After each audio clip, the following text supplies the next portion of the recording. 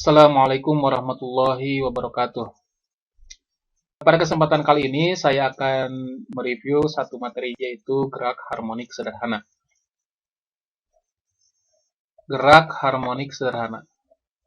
Tentu kalian sudah mendapatkan materi ini di kelas, jadi saya hanya akan mereview sedikit saja. Selebihnya sih nanti kita akan perbanyak latihan-latihan soal, contoh-contoh soal. Oke, yang dimaksud dengan gerak harmonik sederhana adalah gerak bolak-balik di sekitar titik kesetimbangan secara periodik. Maksudnya secara periodik itu secara teratur. Contoh yang bergerak harmonik sederhana diantaranya ada pegas, dikasih beban, kemudian digetarkan, dia akan bergerak bolak-balik. Kemudian contohnya lagi adalah gerak bandul sederhana. Jadi misalkan ada beban diikatkan ke benang, nanti benangnya diayunkan ke kanan ke kiri. Kalau simpangannya cukup kecil, itu akan terjadi gerak harmonik sederhana. Nah, penyebab dari benda bergerak harmonik sederhana adalah karena adanya gaya pulih. Jadi karena adanya gaya pulih, di mana gaya pulih ini berbanding lurus dengan simpangannya. Saya tuliskan penyebabnya karena ada gaya pulih ya, gaya pulih yang sebanding dengan simpangannya. Contoh pada pegas. Contohnya pada pegas. Gaya pulihnya adalah gaya Hooke, yaitu F sama dengan K kalikan dengan Y, di mana F-nya gaya pulihnya itu sendiri, K-nya adalah konstanta pegas, dan Y adalah simpangannya. Kita lihat di sini bahwa F ini berbanding lurus dengan simpangannya. Artinya simpangannya besar, F-nya pun besar. Contohnya lagi adalah pada bandul.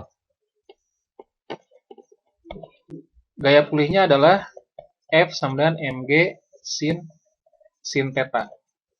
Ini tetanya harus sangat kecil supaya terjadi gerak harmonik sederhana. Jadi diganti sin tetanya dengan theta, di mana tetanya adalah Y per L. Dengan Y adalah simpangannya, L adalah panjang talinya, mg-nya sendiri adalah berat dari bebannya. Nah, kita lihat di sini F-nya berbanding lurus dengan Y. Nah, gara-gara ada gaya pulih inilah, maka terjadilah gerak harmonik sederhana.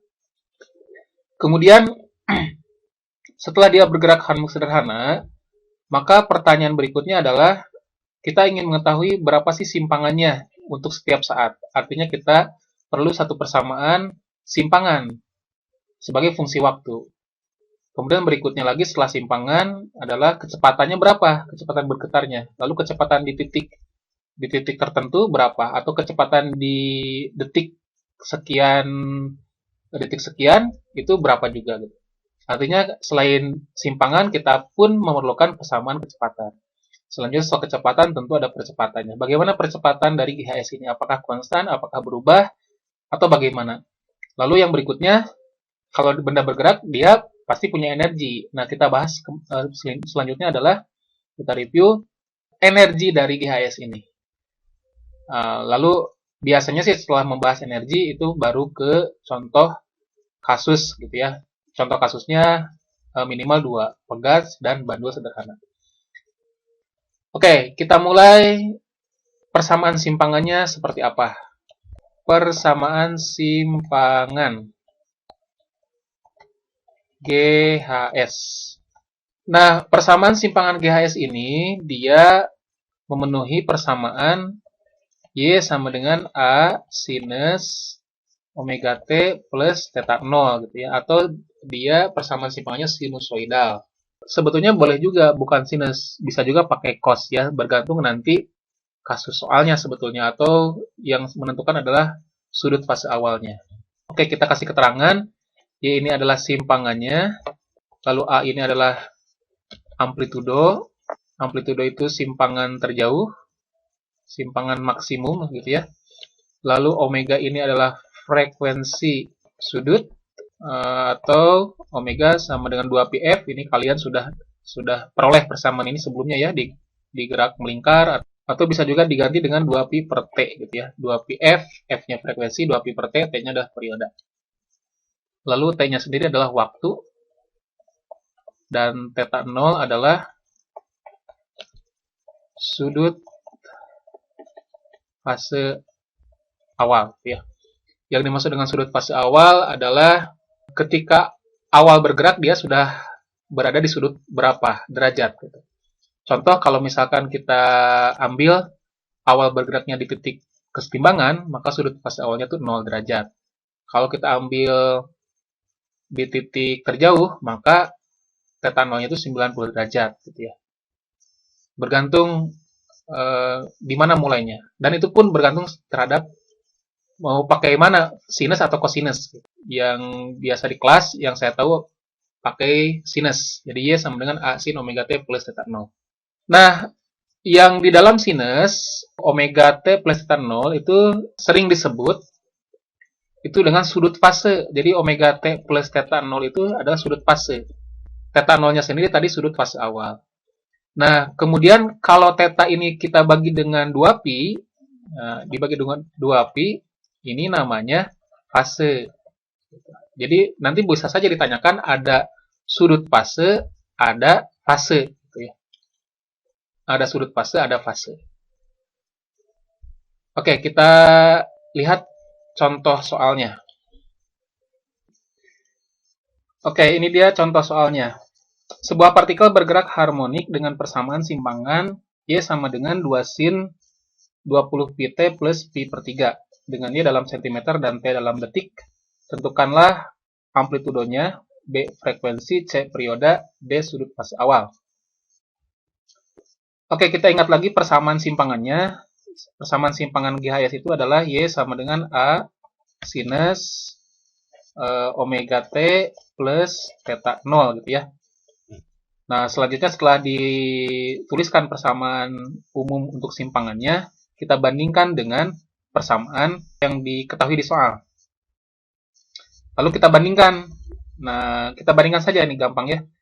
Jadi, amplitudonya tentu saja 2. Ya, atau satu setengah Y sama dengan 2 sin 20 pi T plus pi per 3 gitu. Oke, jadi ini adalah amplitudonya. Tentu dalam cm. Lalu frekuensinya, nah kita samakan, ini 20 pi itu kan sama dengan omega ya. Jadi omega sama dengan 20 pi, sedangkan omega itu 2 pi F sama dengan 20 pi. Pi-nya kita coret, jadilah F-nya 20 bagi 2 atau 10 Hz. Jadi amplitudenya 2, frekuensinya 10 Hz. Kemudian yang berikutnya perioda. Perioda itu kebalikan dari frekuensi. T sama dengan 1 per F. Jadi ini 1 per 10 sama dengan 0,1 second berarti ya. Itu periodanya. Lalu yang berikutnya lagi sudut fase awal. Nah, sudut fase awal lihat saja di persamaannya theta 0 itu sama dengan pi per 3. Oke, jadi jawabannya itu. A-nya 2 cm,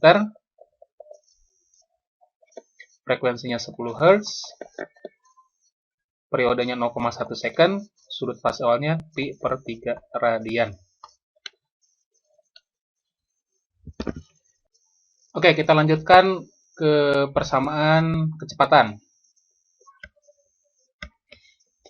Oke, tadi kita sudah peroleh persamaan simpangannya adalah Y sama dengan A sinus omega T plus theta 0 gitu ya. Nah, sekarang persamaan kecepatannya gampang saja sebetulnya. Kalian tinggal turunkan dari persamaan simpangan ini terhadap waktu. Jadi akan diperoleh nanti V sama dengan A omega cos omega T plus theta 0. Nah, tentu penurunannya saya yakin sudah lah di kelas ya, sudah diberikan oleh gurunya. Bentuknya bisa seperti ini untuk persamaan kecepatan, atau bisa juga omega akar A kuadrat minus Y kuadrat gitu. Ini pun saya yakin di kelas sudah disampaikan penurunannya bagaimana. Nah, tergantung nanti mana yang mudah untuk diterapkan ya ketika menemukan soal-soal yang berkaitan dengan kecepatan. Oke, ini ada sedikit analisis untuk kecepatannya. Bisa kita lihat dari persamaan yang paling bawah, yang ketiga yang ini nih.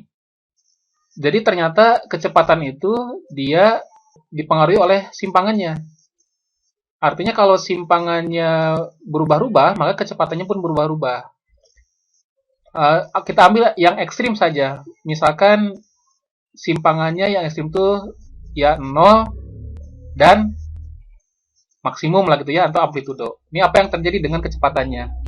Kalau kita masukkan simpangannya 0 ke persamaan yang ini, maka akan dikeluarkan nanti V-nya itu sama dengan omega kalikan dengan akar A kuadrat, atau omega kalikan dengan A gitu. Nah, omega kalikan A ini, kalau kita lihat dari persamaan yang ini nih, yang ini, itu kan sama saja ketika nilai cos-nya sama dengan 1.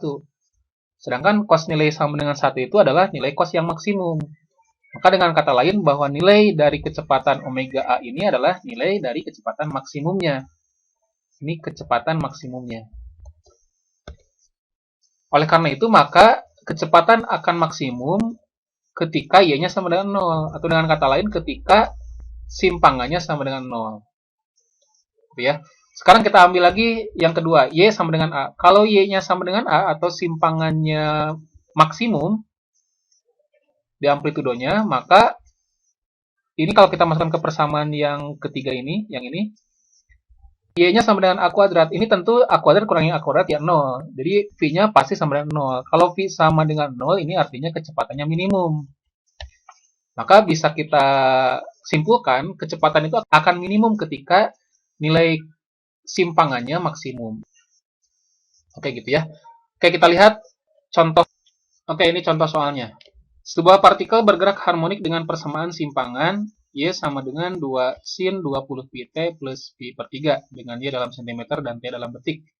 Tentukan persamaan kecepatan yang B besar kecepatan maksimum. Oke, persamaan kecepatannya kita lihat dari persamaan umumnya. Jadi tinggal ditulis saja sebetulnya.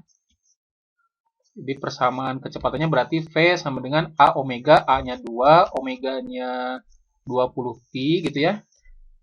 Lalu kalikan dengan cos dalam kurung omeganya 20 pi T plus pi per 3 gitu. Jadi 40 pi cos 20 pi T plus pi per 3. Itu persamaan kecepatannya.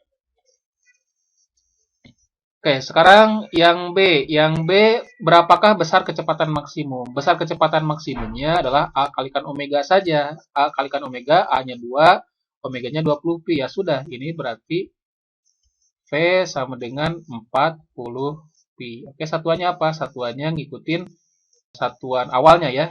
Berarti ini cm per second. Itu besar kecepatan maksimumnya. Oke, selanjutnya yang ketiga adalah persamaan percepatannya. Persamaan percepatannya. Nah, ini pun sebetulnya tidak terlalu sulit ya menurunkannya. Persamaan percepatan ini diturunkan dari persamaan kecepatan A sama dengan dv per dt. Tadi persamaan kecepatannya adalah A omega cos omega t plus theta 0 kan? Nah, sekarang berarti persamaan percepatannya A-nya adalah turunan dari cos itu minus sin ya, minus sin. Ini minus A omega sin omega t plus theta 0. Nah, di dalam sinus ini diturunkan lagi dapatlah omega. Jadi ini minus A omega dikalikan omega jadi A omega kuadrat ya, sinus omega t plus theta 0. Bisa juga ini dalam bentuk lain minus omega kuadrat A sin omega T plus theta 0-nya kan itu sama saja dengan persamaan simpangan. Jadi ini dituliskan dengan A sama dengan minus omega kuadrat kalikan Y. Oke, sekarang ada sedikit analisis untuk percepatan ini. Jika Y-nya sama dengan 0, itu artinya partikel berada di titik setimbang, maka ini percepatannya sama dengan 0. Maka percepatannya minimum. Kemudian jika Y-nya sama dengan A, atau Y-nya maksimum, maka A-nya pun maksimum ini. Berapa? Minus omega kuadrat kalikan dengan A gitu ya. Dengan A ini, A-nya maksimum. Ini A-nya minimum. Jadi, minimum terjadi di titik setimbang, sedangkan maksimum terjadi di titik terjauh. Kemudian, apa yang dimaksud dengan minus? Nah, yang dimaksud dengan minus ini adalah arah dari percepatan dengan simpangannya selalu berlawanan. Jadi A sama dengan minus omega kuadrat kalikan Y. Nah, minus ini menunjukkan arah dari A berlawanan dengan Y gitu. Jadi kalau simpangannya ke kanan, maka A-nya ke kiri berarti. Kalau simpangannya ke kiri, A-nya ke kanan gitu. Oke, kita lihat contoh soalnya. Oke, ini contoh soalnya. Soalnya yang tadi sebetulnya hanya beda pertanyaannya ya. Ini ada sebuah partikel bergerak harmonik dengan persamaan simpangan Y sama dengan 2 sin 20 pi T plus pi per 3. Dengan Y dalam cm dan T dalam detik, tentukan persamaan percepatannya, kemudian besar percepatan maksimumnya. Oke, persamaan percepatannya lihat saja di persamaan umumnya. Jadi tinggal dituliskan saja A sama dengan minus A omega A-nya 2, berarti kan ya, omeganya 20 pi, jangan lupa dikuadratkan. Kemudian sinus, ini tinggal ditulis ulang, sinus 20 pi T plus pi per 3 gitu. Ini sama dengan minus 20 dikuadratkan itu 400 kali 2, 800. 800 pi kuadrat. Oke, sinus 20 pi T plus pi per 3. Itu yang A ya, persamaan percepatan. Sekarang yang B, besar percepatan maksimum. Ya sudah, besar percepatan maksimumnya adalah minus omega kuadrat kalikan A. Ya, ini sudah ada nilainya, 800 pi kuadrat. Satuannya cm per second kuadrat. Oke, kita lanjutkan ke poin yang berikutnya, yaitu energi GHS. Energi GHS.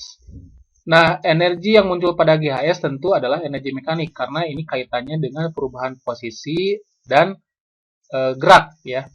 Jadi ini muncul energi mekanik. Energi mekanik itu terdiri dari energi potensial, energi yang muncul karena adanya perubahan posisi, dan yang kedua adalah energi kinetik. Contoh kita ambil misalkan pada pegas massa, pada pegas yang bermassa. Nah, pada pegas yang bermassa, kita tahu bahwa gaya pulihnya itu F-nya adalah minus K kalikan Y, sedangkan F itu adalah M kalikan A, kan gitu ya. Ini minus K kalikan Y. Lalu, kalau A-nya kita ganti dengan persamaan pada GHS, dia kan sama dengan minus omega kuadrat kalikan Y. Ini sama dengan minus KY. Nah, Y-nya kita coret nih. Jadi, kita akan peroleh bahwa K itu adalah M omega kuadrat. Nah, bagaimana energi mekaniknya pada pegas yang ber-GHS ini? Kita tuliskan di sini, energi mekaniknya adalah EP. EP pegas kalian sudah tahu, dia besarnya setengah KY kuadrat, tambah dengan EK pegas. EK pegas adalah setengah M V kuadrat. Gitu.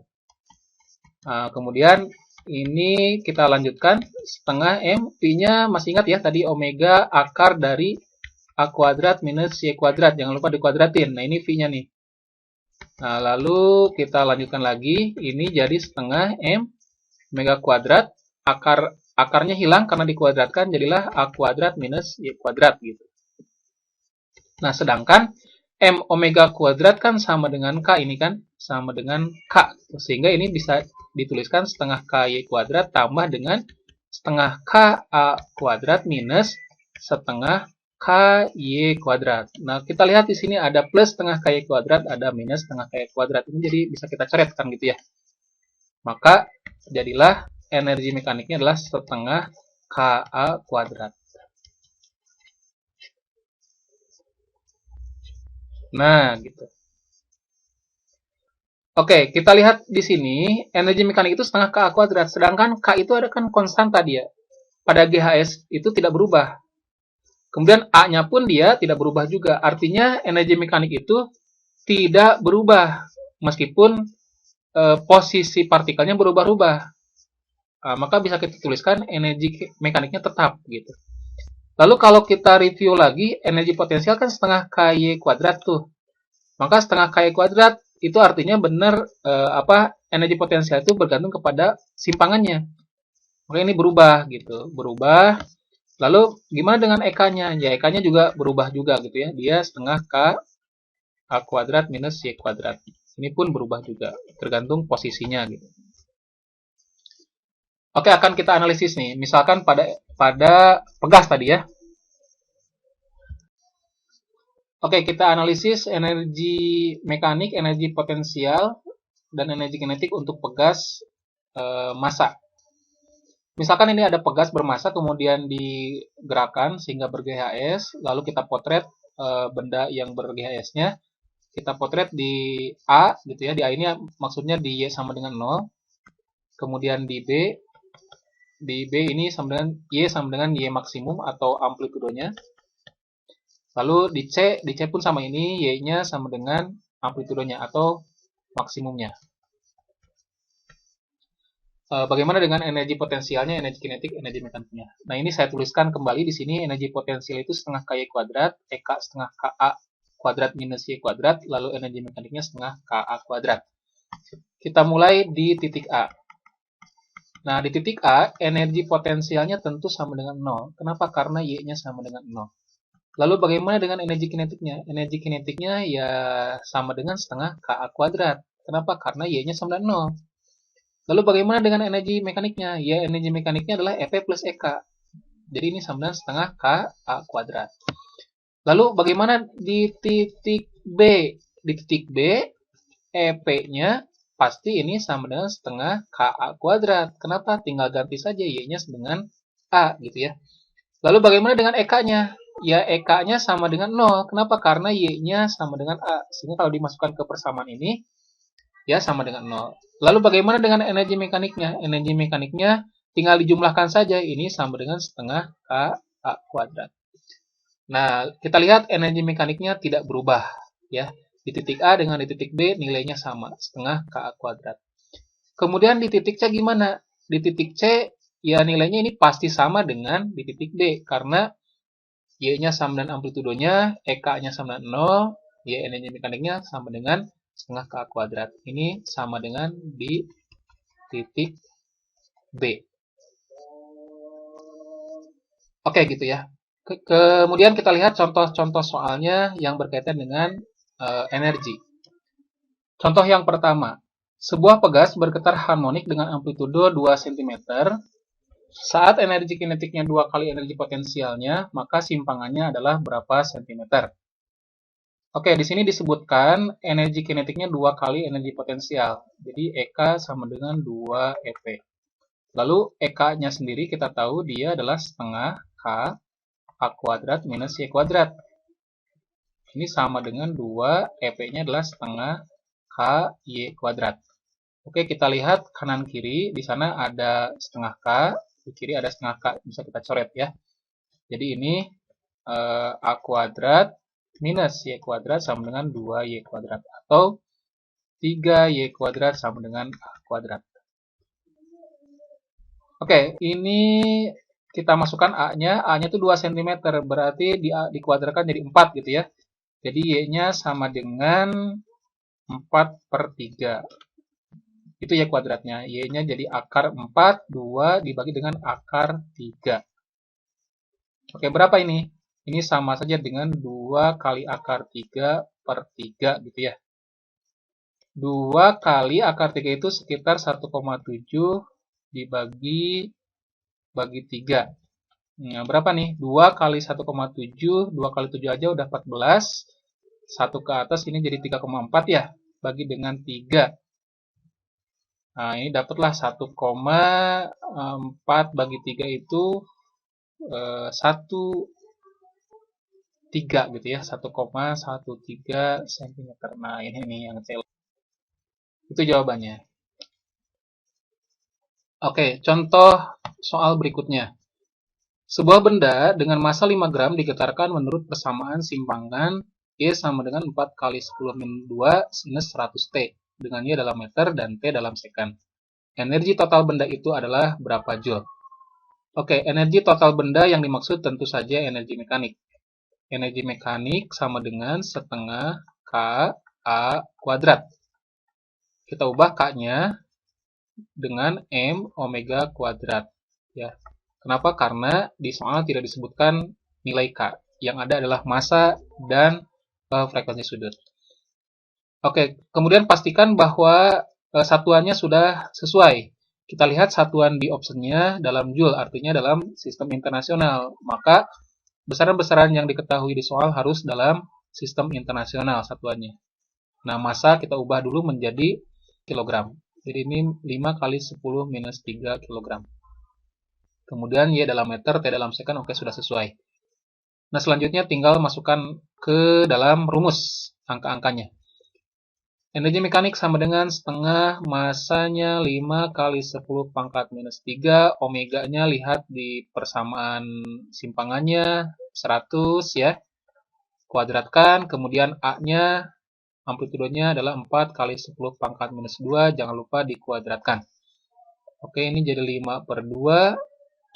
Kalikan 10 pangkat minus 3 kali 100 kuadrat itu 10 pangkat 4. Jadi 10 gitu ya. Kemudian kalikan 4 kuadrat, 16, 10 minus 2 dikuadratkan, 10 pangkat minus 4. Kemudian 16 bagi 2, 8, 8 kali 5, 40, kalikan 10, kalikan 10 pangkat minus 4. Jadi ini sama saja dengan 4 kali 10 pangkat minus 2, atau 0,04 Joule. Oke, pilihannya yang D. Oke, bagian terakhir dari review kita kali ini adalah contoh kasus. Kita lihat bandul sederhana. Kalau pegas, tadi saya kira sudah sedikit disinggung di bagian energi. Sekarang kita lihat bandul sederhana. Pada bandul sederhana, tadi kita sudah peroleh, atau sudah saya singgung di awal, bahwa gaya pulihnya itu adalah mg sin theta. Gara-gara inilah, maka bandul ini bisa bergerak bolak-balik. Kemudian dengan theta yang sangat kecil, maka ini akan diperoleh bahwa nilai sinus theta itu sama dengan Y per L, sehingga F-nya kita ganti dengan Y per L gitu. Kemudian gara-gara F ini muncullah percepatan kan, maka bisa kita ganti dengan M kalikan A.